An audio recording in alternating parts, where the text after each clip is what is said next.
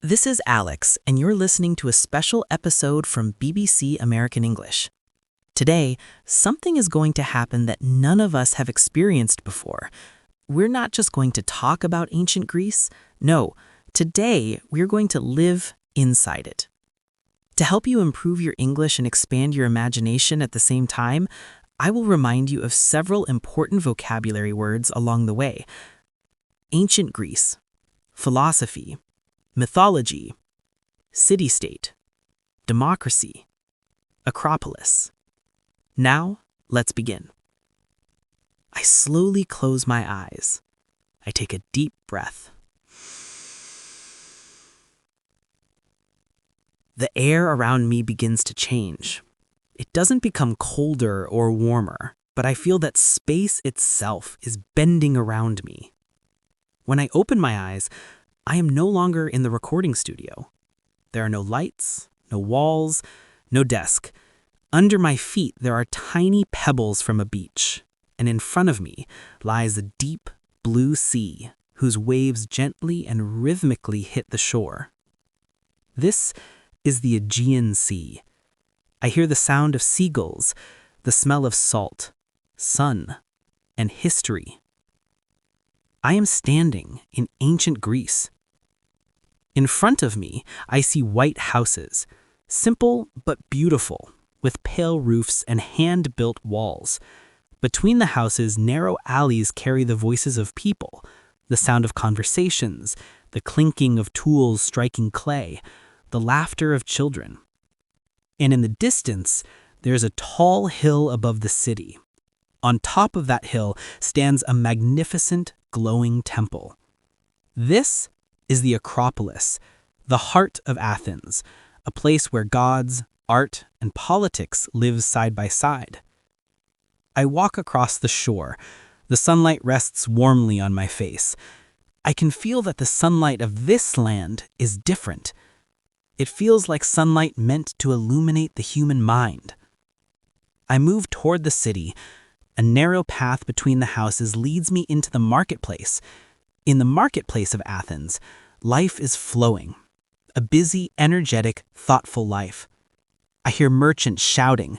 The smell of fresh bread and olives fills the air. Vendors of wine, grapes, fabrics, olive oil, all calling out loudly to attract customers. Here, I want to remind you of an important word. Agora, the central square or marketplace where people gather. The Agora is the center of everything. People don't just buy goods, they debate right in the middle of the street. Here, people consume debates the way others consume food. Debates about the universe, the gods, ethics, law, love, politics, power. Imagine several young men sitting around a philosopher, on the ground, on stone, on anything they can find. The philosopher speaks calmly about virtue. He raises his hands, sometimes laughs, sometimes falls silent. I stop beside them to listen. A man's voice says, "If justice does not exist, the city will collapse." This tone, this sentence, this belief in reason, this is the soul of ancient Greece. I continue walking. I climb upward and reach the foot of the Acropolis. Tall white steps stretch out in front of me, steps carved by hand thousands of years ago. Every step carries the footprint of history. Every stone, every line, every shadow feels like it holds a memory. As I climb higher, the sound of my footsteps mixes with the wind. The wind comes from the Aegean Sea, cool and gentle, but at the same time, it carries a whisper that feels like the voice of the past. When I reach the top, a massive temple stands before me, even more enormous from up close. Tall columns, giant stones, flawless architecture. This is the Parthenon, a place dedicated to the goddess Athena. I take a deep breath. Right now, I'm standing where Socrates, Plato, Aristotle all once stood. What a strange, overwhelming feeling. Let me remind you of a few important words here. Parthenon, Athena, wisdom, virtue.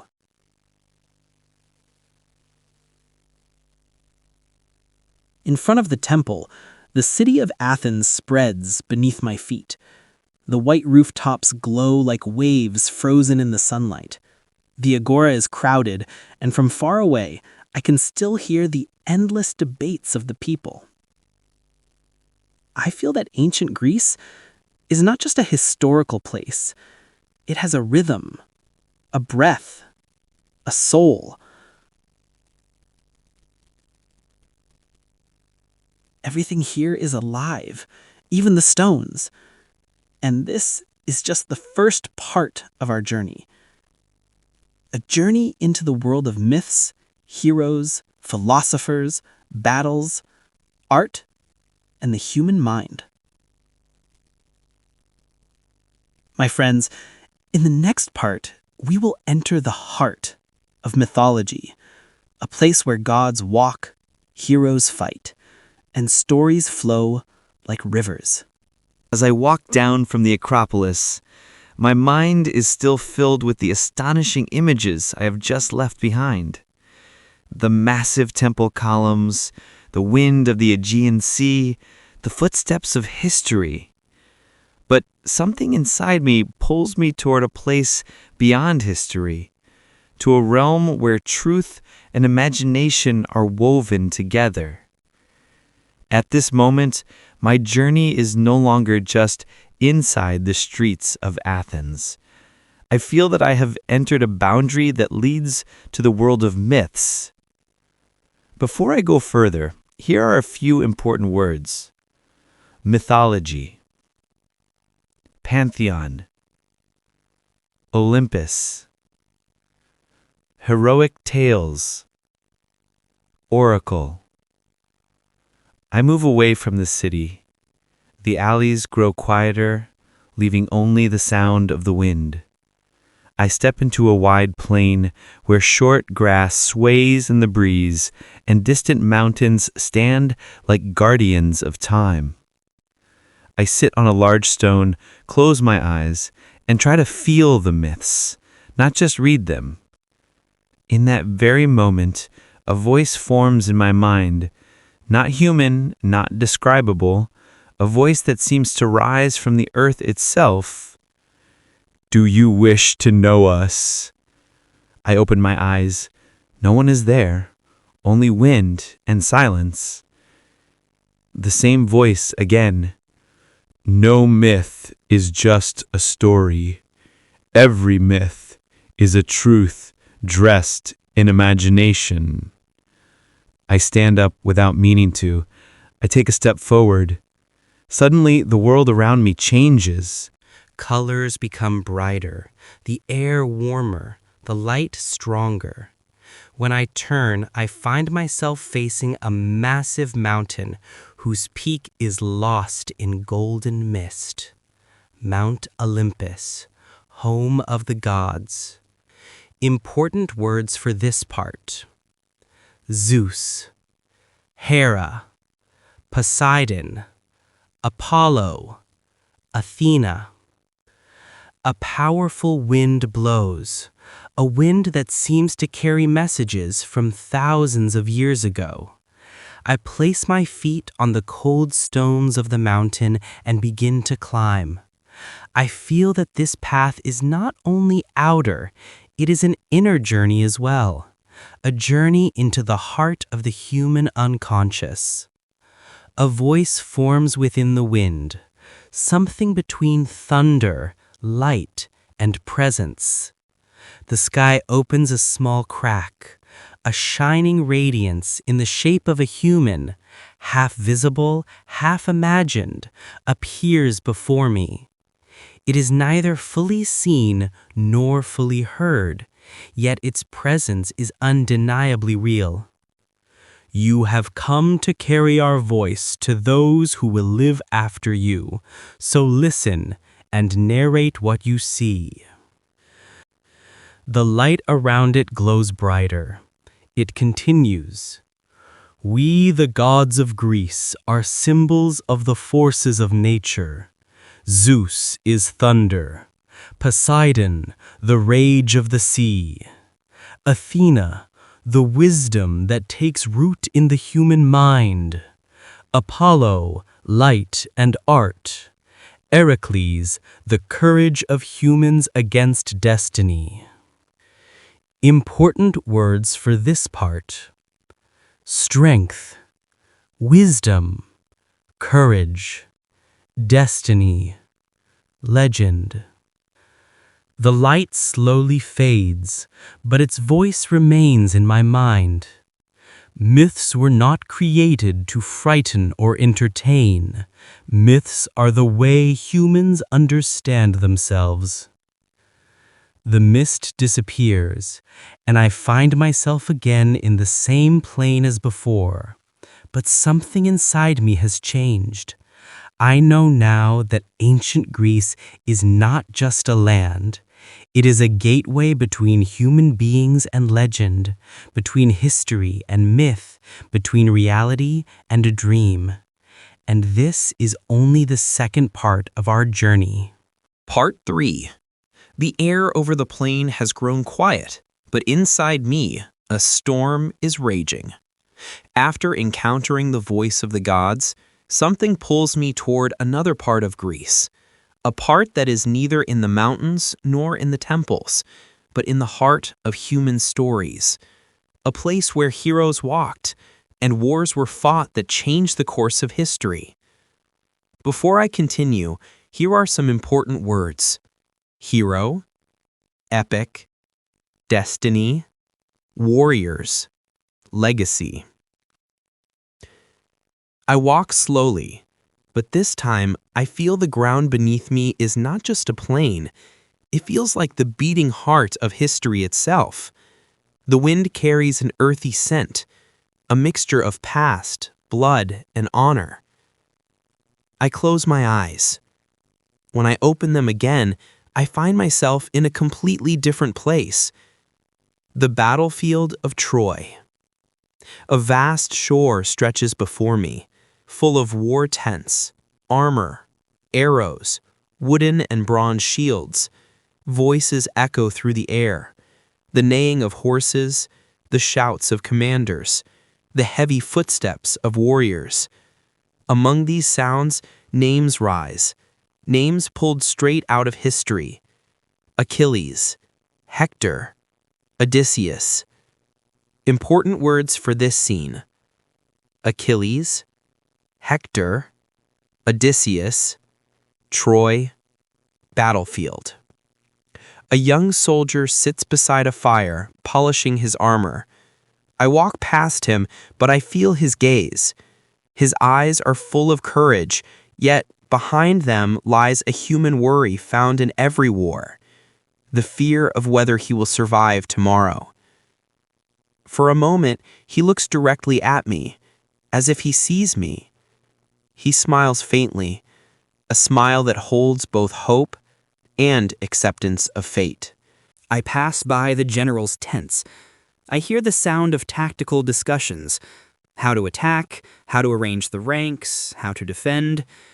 But suddenly, a strange, heavy silence falls over the western side of the battlefield. All eyes turn in one direction. Achilles enters the field. Tall, golden-haired, wearing armor that gleams under the sun. He doesn't walk. He seems to glide over the ground. Every step of his screams power and pride.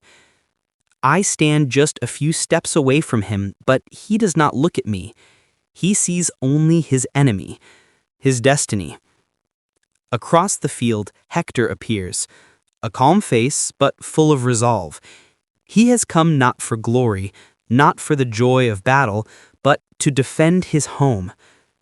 In absolute silence, the two heroes stand face to face. The wind moves their hair. This is the moment people have written about for thousands of years. I can hear my own heartbeat. The battle begins. Rapid movements, The clash of shields, the strike of swords, the sound of metal, dust rising beneath their feet. The fight feels so real, it seems I am standing between them. But in the final moment, the strike we all know comes. Hector falls. Achilles stands above him, but there is no victory in his eyes, only sorrow and rage. In that moment, I understand. Even heroes are prisoners of human emotions. The shore fades. The sounds quiet down. When I open my eyes again, I am in another place. Sparta, the land of warriors. Important words. Sparta. Discipline. Training. Warrior code.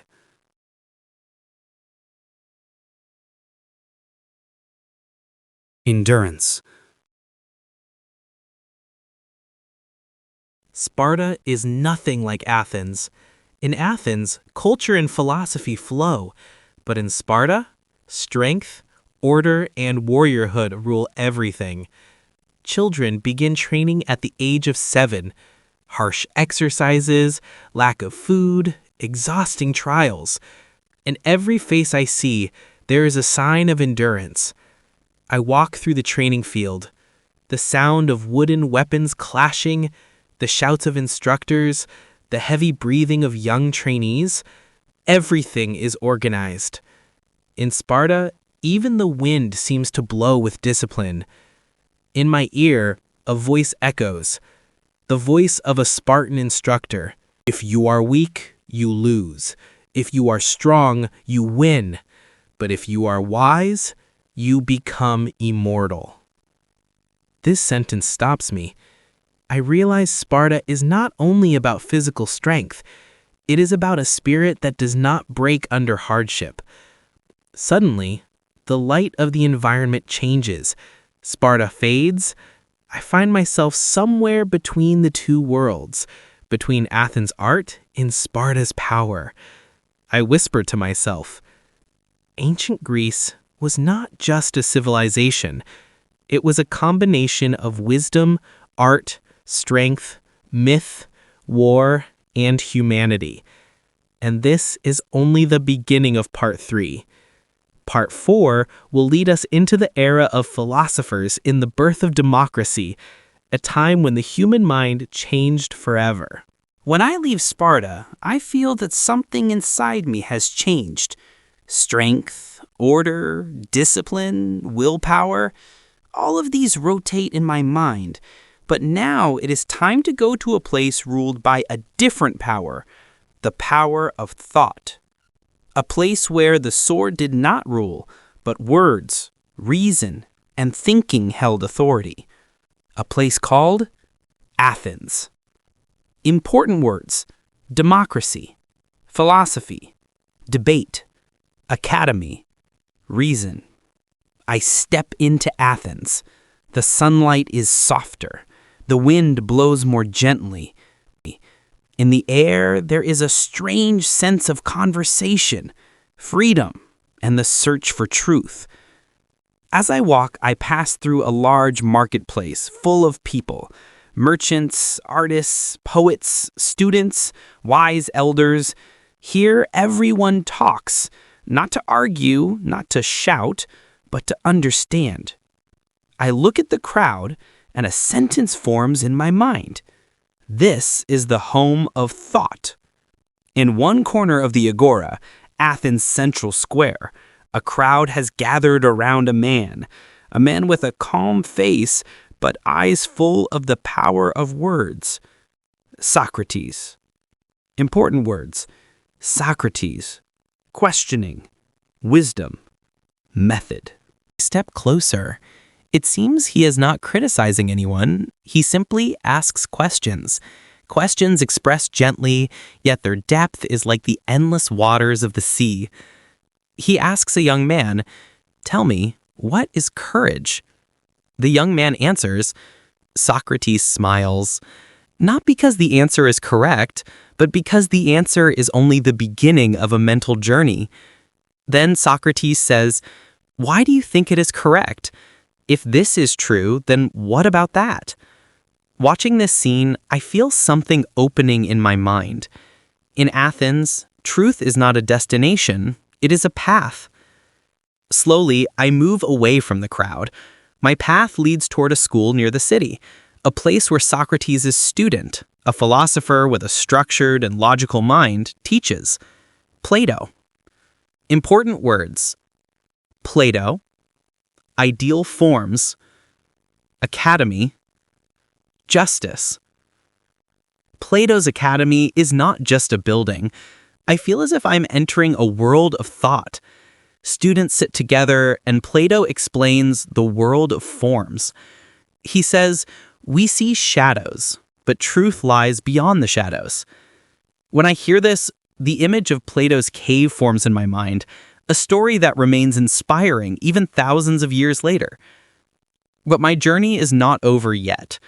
I walk toward another man whose thinking is more practical, precise, and scientific.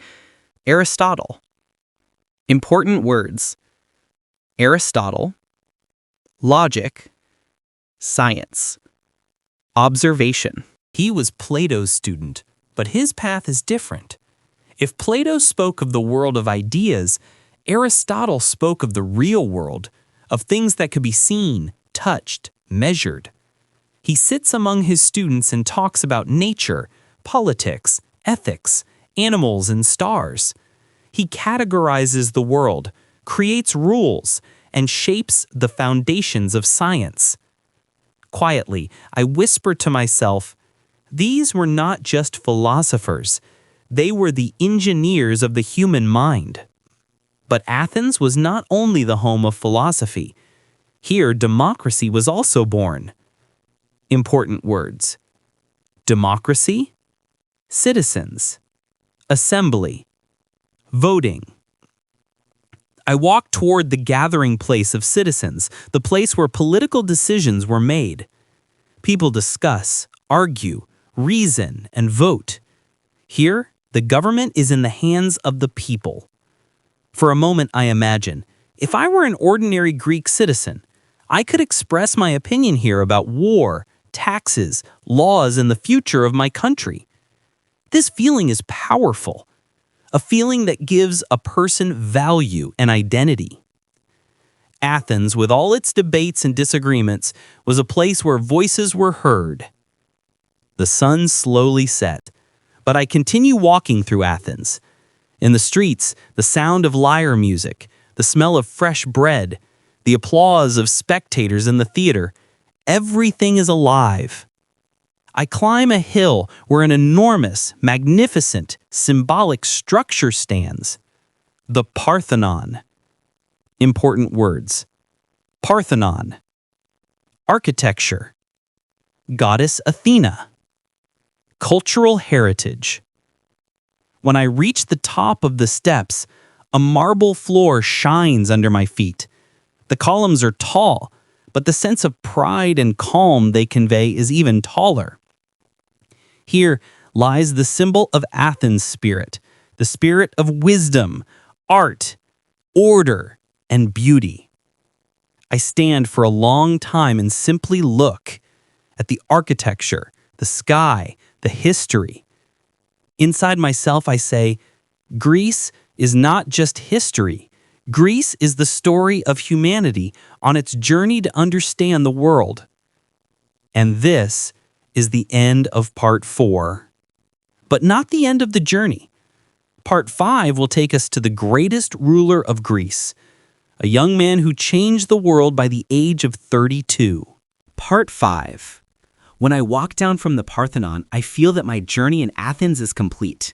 My mind is full of philosophy, art, and democracy. But deep inside, I know that one important chapter still remains. A chapter that, without experiencing it, my journey through ancient Greece would not be whole. A chapter about a young man who became king at 20, conquered the world by 30, and at the age of 32, vanished at the height of his power.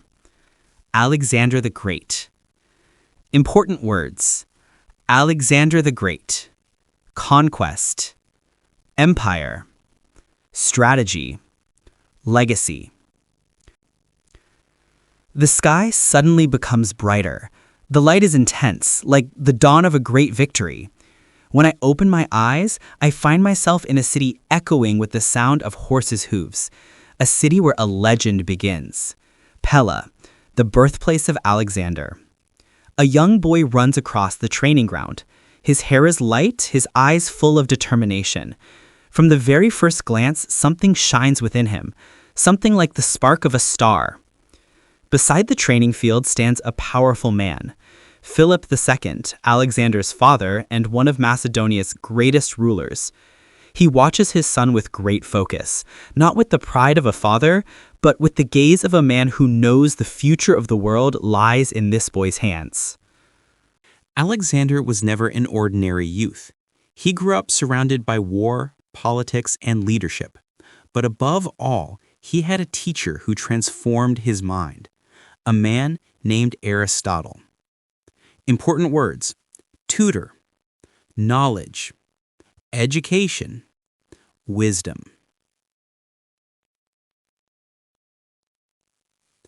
In a small but bright room, Alexander sits beside his teacher and listens attentively. Aristotle speaks to him about ethics, nature, politics, art, even linguistics. But the most important thing he teaches Alexander is the world is not only a battlefield. The world is a stage for understanding. This sentence shapes Alexander's future. Time passes. Alexander grows older. But suddenly, a tragic scene takes place. Philip II is assassinated. Alexander becomes king at the age of 20. It is hard to imagine this moment. A young man, not even old enough to command a major army in most nations, must now rule an entire kingdom. But he is ready. There is something in his eyes that says, "It is time for the world to hear my name." Alexander marches south. Greece at that time was not united. The cities were independent, and many of them did not want to be under Macedonian rule. But Alexander, with lightning speed, with unbelievable force, with strategies that are still taught at universities today, unites all of Greece. Important words: unity, campaign, tactics, alliance. And once Greece stands behind him, Alexander decides to confront the greatest empire of that time, the Persian Empire. Suddenly, I find myself beside the river Granicus. The wind blows fiercely. The ground is covered in dust. The Persian army stands on one side of the river, and Alexander stands on the other. His powerful black horse, Bucephalus, snorts beneath him. He does not hesitate. He enters the river with full force.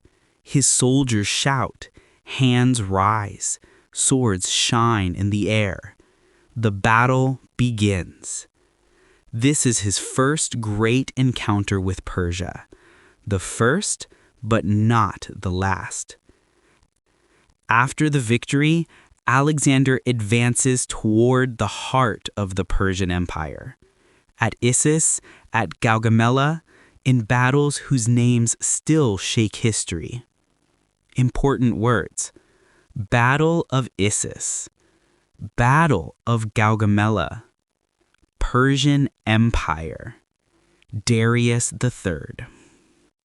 At Issus, Alexander faces Darius III for the first time. The scene is breathtaking. Two kings, two worlds, two futures standing against each other. At Gaugamela, with far fewer troops, but with extraordinary precision and flawless strategy, Alexander defeats a massive imperial army. Standing in the middle of these scenes, I whisper to myself, This man is not just a warrior. This man is a genius. Alexander enters Babylon. The magnificence of the city surprises him. Then he marches into Persepolis, a city that symbolized the power of the Persian Empire. There, an event occurs that has been debated by historians for thousands of years: the burning of Persepolis. Was it his decision, or did it happen in the midst of celebrations and excitement? No one knows. But Alexander feels something inside him changing.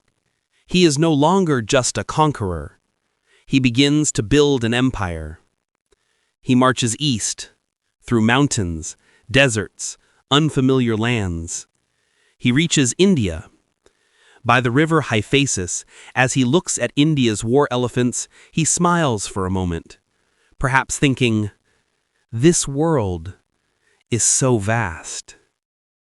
But his soldiers are exhausted. They have fought for years. Eventually, Alexander is forced to turn back.